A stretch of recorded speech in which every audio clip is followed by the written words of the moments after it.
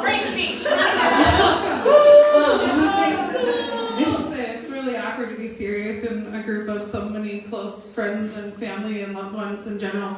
But I'll do my best, but I am still myself, and that's what the exhibition is about, is being yourself. So we'll see how it goes. Anyway, firstly, I just want to thank you guys all for coming. Ignite is the first in a series of exhibitions that I'm going to be working on that is about lighting a fire of who you are, being your true self. It's a strong belief of mine that I feel like the world would be, in general, a better place if everybody was who they are, their authentic self, and we facilitated more spaces for people to feel comfortable being their authentic self. All of the pieces that are involved in this exhibition are about my journey in that, my journey in personal growth, self-discovery, and coming to the process and understanding the importance of me being honest with myself and who I am, and speaking that to other people.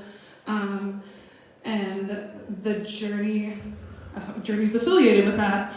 So what I am going to do is I'm going to go through a few different pieces, and then I can discuss processes with you all as well, and go from there. I won't be going through all of them, but at the end, if you have a piece that I didn't discuss that you want to know more about, I'll absolutely do that. There's some pieces that I prioritized with this exhibition, and some pieces that I did in addition that have been added so that the space is actually filled, or else it would be a very awkward blank space of 7 paintings dispersed around. And I have a large collection of art because I'm a very high volume artist. Art is very therapeutic and meditative for me, so I spend a lot of my free time doing it. I'm sure people close to me, especially Charles, can attest to that I spend a lot of time painting. It's pretty much one of the only things I do with my time. So firstly, the piece I am going to discuss is the one that's right behind me, and I'm going to try and navigate getting light on it, but I don't know if it's going to work, so I'll talk about it this way.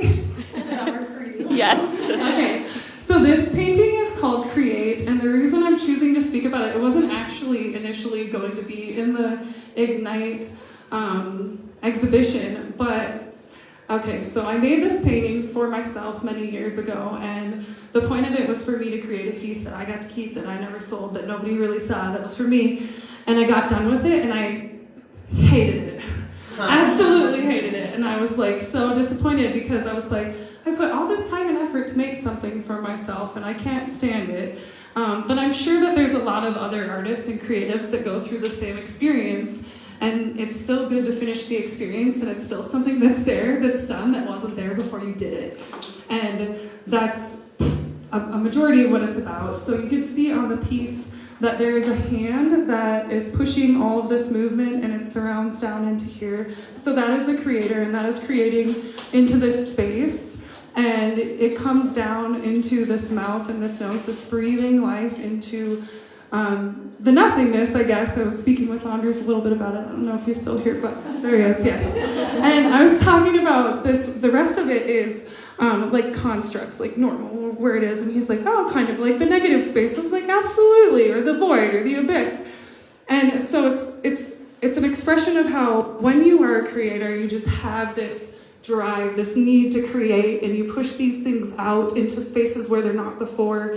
And the cycles of that, and how it changes things, and how sometimes you're called to do these things, and you can't help but do it, because that's who you are, that's in you, and you know that that's a process that you have to go through, you have to endure, whether or not, matter of fact, you like it. Sometimes that's the thing with creating or living or breathing into things, is the fact that you did it is important. Even if you're not absolutely psyched about it, you still did the thing. So that's what that piece is about. Process for the majority of pieces, just kind of get that part a little bit out of the way. This is my most traditional process that I do. I prime all my canvases in black, and I do matte black acrylic. I do white matte acrylic, and that is important in the process, because using a glass or a high glass would make a reflection too much, and that paint is too thick for me to do my style with the tiny little line works. So I do black, white, and then I take fluorescent aerosol and I put it over top, and that's how I'm able to get my shading so smooth and how I'm able to get the fluorescence in there. So that is the base process for that one, the one here. In this one I used some fluorescent gouaches and then added some whites and stuff like that, so that doesn't have the aerosol. But primarily you'll see acrylic background with either black or that one there is gold, and then fluorescent aerosol on top of it. So unfortunately I gotta go where you are because that's what I'm gonna talk about next. But I do need... Do you still not love this one? I love it more since it's been in this exhibition. That's a great question.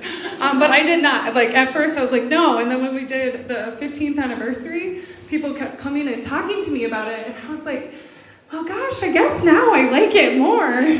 But like prior to it, I'm just like, okay, put it up. You can look at it. It's got a cool meaning. But I've not been like thrilled about it. But I do like it a lot more after doing this, or having this experience, absolutely. Okay. Let me breathe. So this painting is called Vesta. It was actually done with a metallic gold background, so the color transparency to it, and it will reflect in regular light differently. The fluorescents still pick up very, very well, you can see, because there's still a contrast there. And that's really how that works. So I realized that the aerosol would pick up on the white, but it would kind of fade into the background on the darker colors behind it. This piece is called Vesta, and Vesta is about your internal flame, and my reasoning for doing this is because I believe that we all have a eternal flame that burns inside of us, and it's our unique thing that we get to share with the world that's different than everybody else. We're not all the same, and that's wonderful, and I feel that we should honor that. In addition to that, there is symbolically the Celtic flame is painted in there. If you kind of see, it's in there. It's in there. I swear it's there. I put it there on purpose. I don't put a lot of things purposely into my work, so the symbolism there is quite unique because I don't genuinely. If you're seeing something and you're like, oh, I love how you put that there, I didn't put that there. I wish. But in this one, I actually did.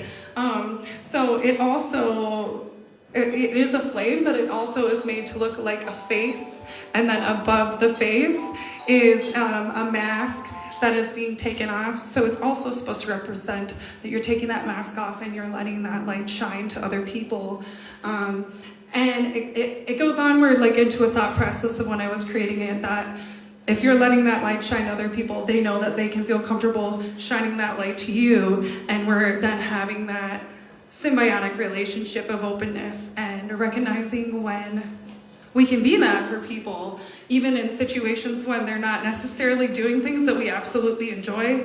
We can always remember, wow, how wonderful it is that I'm close to somebody and I've facilitated a space where they can be their vulnerable true self, even if it's not something I 100% am like jazzed about, but I am so honored that I get to be that person in your life, that you feel that you can be safe and vulnerable in your unique self, even in your hard times. Because that's a real blessing. If you have friends that go through difficult things, we sometimes can be annoyed in those situations, and that's human, and it's okay. Even if we're annoyed, or even if somebody is annoying, a phrase that I really love to say is, even if I'm annoying, that doesn't mean that I'm unlovable. And somebody told me that last year, and I was like, this is so profound. You know, I can be annoying, and that doesn't mean I'm unlovable. That's a really big deal. So it's a lot in acceptance and understanding that, and that how important that can be. Okay, we're gonna move on. I don't even know if I covered everything there, which is a lot. Yeah, and it also is about the goddess Vesta and warmth and the sacred fire, as I talked about, and it has to do with that being like the center of a happy home, is letting your sacred, honest fire burn. I have notes, guys, because that's where we're at. We recognize when we need to have notes. It's a very mature thing of me. You guys should be impressed. No, I'm just kidding. So this is a write-up that I had on this piece. This was actually the first piece that was created for for this event, and I made it like 3 years ago. I was like, yeah, I booked it, and then I did this piece, and I was like, I'm gonna have these all done. And I did not, I will tell you that. A lot of these got finished in like the last 6 months leading up to them needing to be into this room, which was not ideal. Don't do that. Don't do that. Lessons were learned. Anyway, Radix is, it's about how we, at points, we will calculate and decide on every moment that we need to have for ourselves, and then we kind of get just flustered and we're all over the place. And I overthink things myself. I get myself into a tizzy at points. But when I stay rooted in where I'm supposed to be and what I'm supposed to be doing, I'm usually a lot more successful. Usually. Life is reality, and we gotta accept that. But Radix is about the process of rooting and understanding your roots and connecting with that and staying true to that and acknowledging it, and being present. Somehow my signature got in there, sorry guys. Jessica Schmidt. Anyway, so I want to make sure that I have that. Look at that, overthinking myself into a tizzy. We're gonna move on. Oh, no, we're not, because I want you guys to see this, because it's really cool. The transformation of this and the process was a little bit different. So when it's like that, you can see the black light reaction a little bit. Well, when you go like that, it's a lot more intense, and the greens and things pop. And if you were to see this in a regular light, it's a very different painting, because the purples that you see in there are actually light pink, and the greens that you see in there are actually very faint yellow. So it's been really fun to mess around with the different paints and how they change in different lighting, but it's also a little bit of a metaphor for like perspective and how we can create our own reality based on how we feel about the things that are around us and what we're observing, and how easily your perception can be changed based on what you're experiencing, the knowledge you have, all of those things. This was also the first piece of a different process where I started to add thicker and thinner line work in, and then I also started to add pastel fluorescence to do some highlighting, and I had not done that prior to this piece. So it's also like the beginning of that transformation and processes. So yeah. This is Bliss. It's about happiness, and the importance of that, and how it's important to do things that just genuinely make you happy. Bliss is a state of complete happiness, a feeling of great pleasure that comes from, validation of yourself, or good fortune, a sense of well-being, gladness, and joy. So, of course, it's very fitting in this exhibition, and along with like the name of my company is Joylight. So my entire direction is creating and facilitating joy and helping people bring joy into their life. That's what Ignite is about, and that's what I'm hoping to do. So it's not complicated, but it is at the same time. I think we all know how that goes as far as happiness is. It can be very simple, or it can be very complicated, or we can take simple things and we can make them very complicated, and that's okay, because that's human. So yeah, I'm gonna move to right behind you guys, sorry.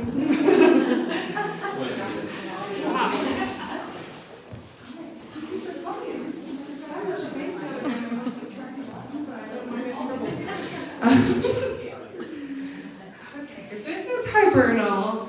I'm really excited. This piece is Hibernal, and I'm really excited to discuss this piece with you. I'm just trying to find my notes because I don't want to miss anything. And I accidentally marked them because I have it in a list app. Because I'm in a call. Anyway, let's see. Okay.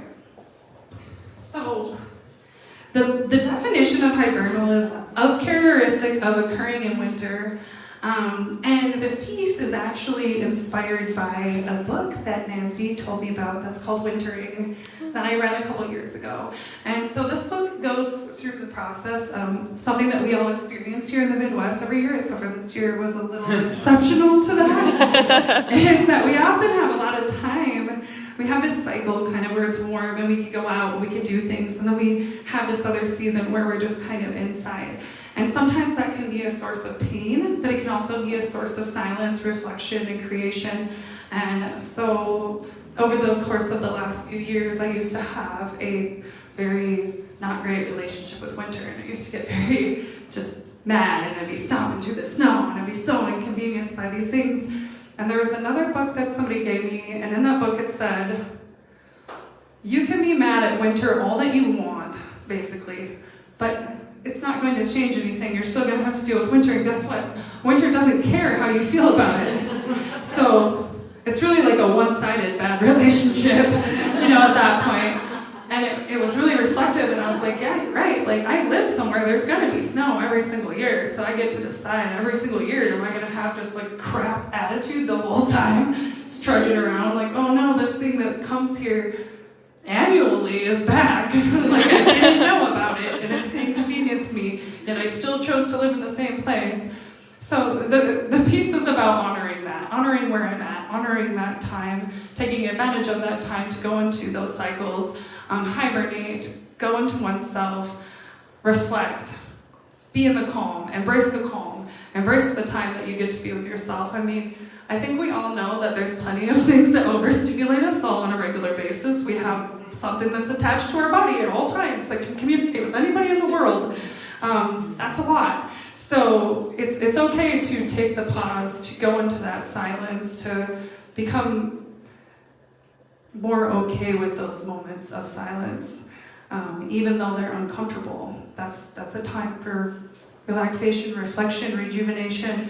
It doesn't have to be this difficult time, but I'm not going to negate from the reality that can be a really hard time for people, and that's where we've discussed before, like radical self-acceptance comes in, and how important that is, and honoring where I'm at, and maybe this is or isn't good enough for me at the time. I'm just recommending something that I came through for my own self in that.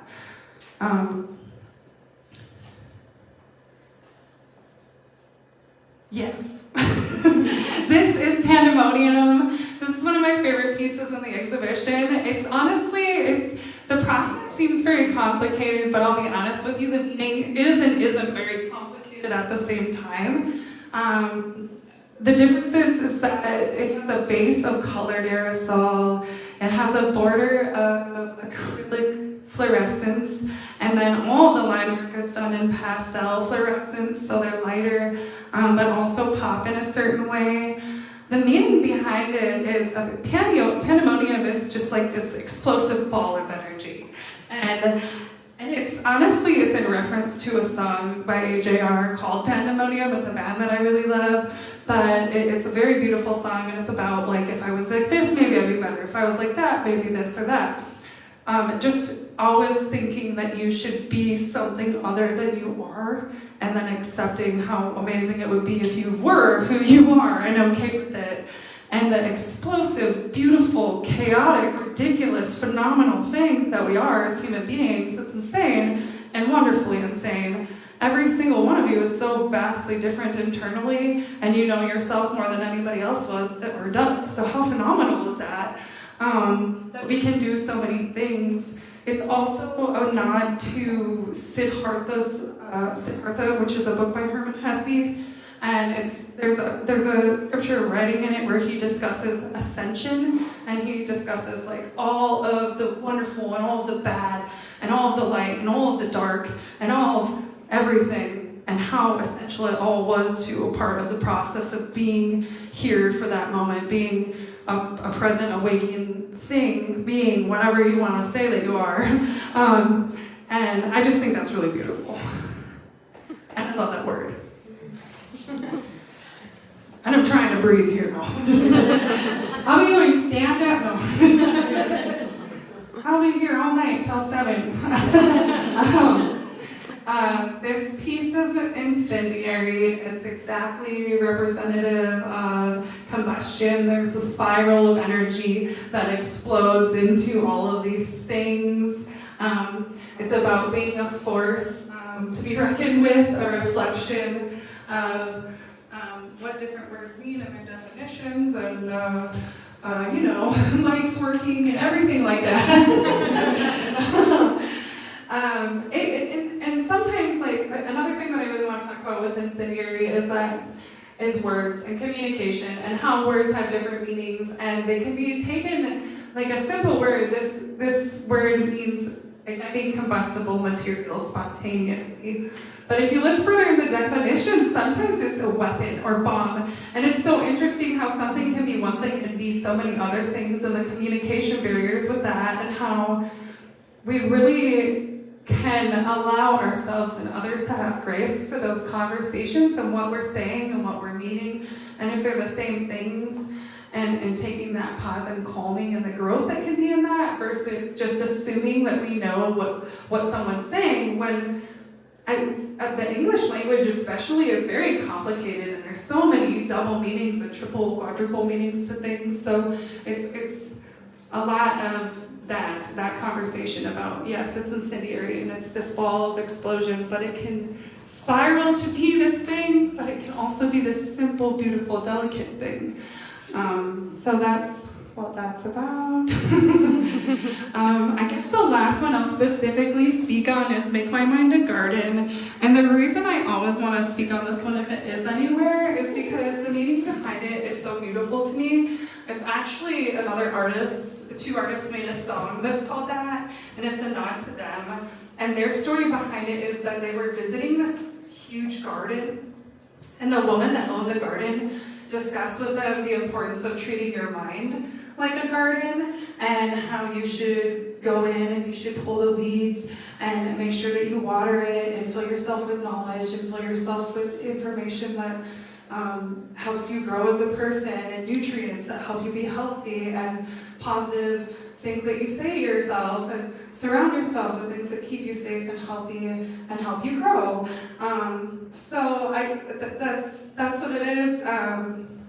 I don't think I could go really too further than that on that one. It's just something that I've always loved, that story, and I've always loved that analogy.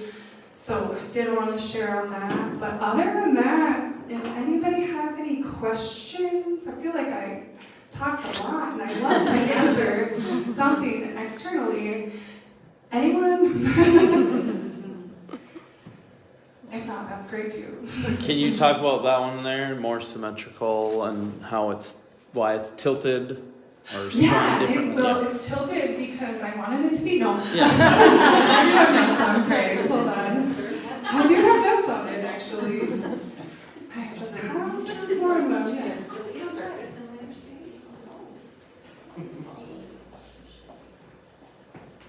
So this piece is called Praise. And I don't know where to stand. This piece is called Praise. It is at an angle because I felt like it would be fun to work from that corner and have an angle painting. I know, very in-depth. But I really loved doing this piece. It's about praising life, just being excited about every single day as it is a blessing when we have the 24 hours to be here, and being grateful in those small moments.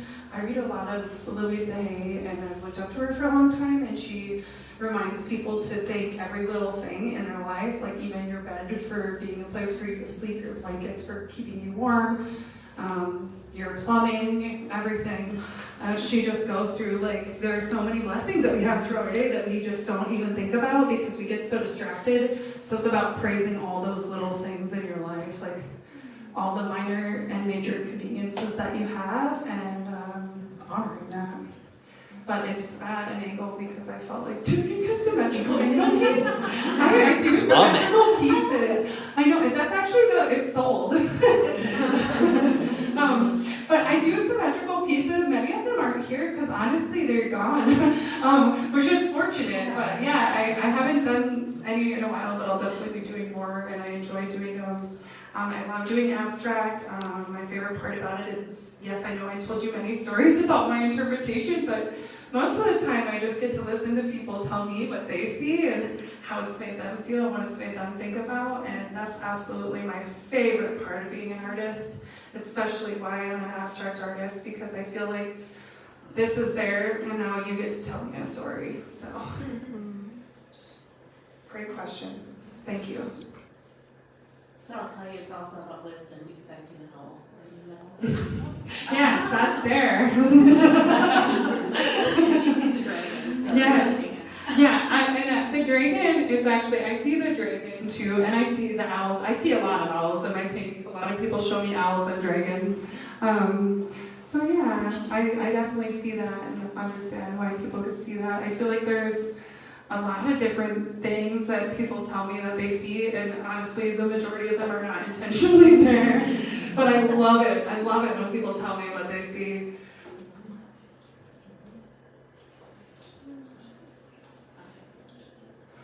I think we're good. Great.